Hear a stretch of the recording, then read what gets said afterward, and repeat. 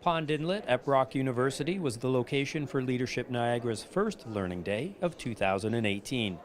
It was an opportunity for the leaders of tomorrow to discuss key topics with the leaders of today. Today we are focusing on the topic, the community as a system.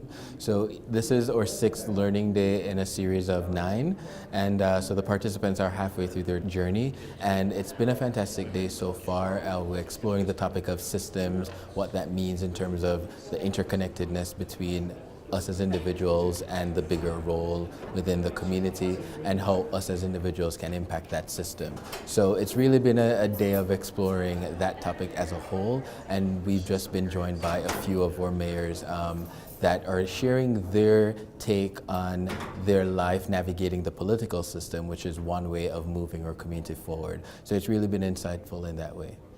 Having the 4 mayors present gave the members a better opportunity to examine the role of elected officials in the community.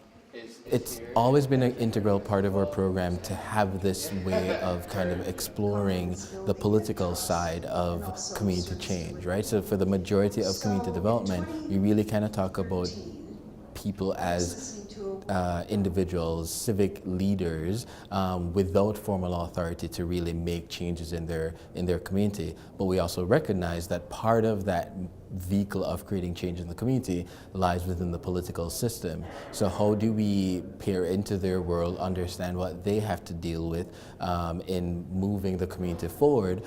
And I think with that appreciation too, hopefully inspire other people to want to take up that role in the future once we have, so we have proper succession of our political leaders as well. St. Catharines Mayor Walter Senzik was more than happy to participate in Learning Day. He's been involved with the organization since it began in 2007.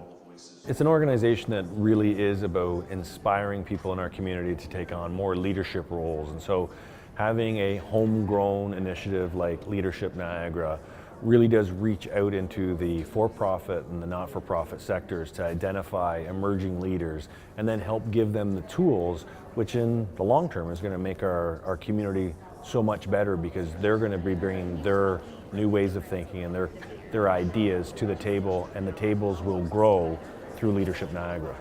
Senzik and the other mayors were impressed with the questions raised by the community members in the breakout session.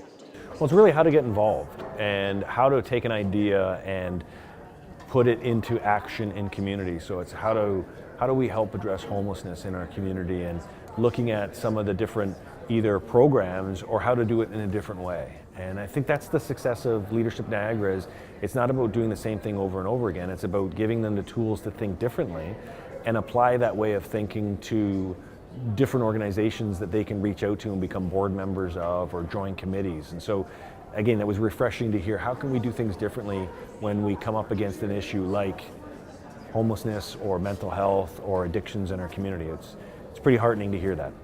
Since 2010, we've actually had over 350 plus and counting community members that have gone through and graduated through the Leadership Niagara program.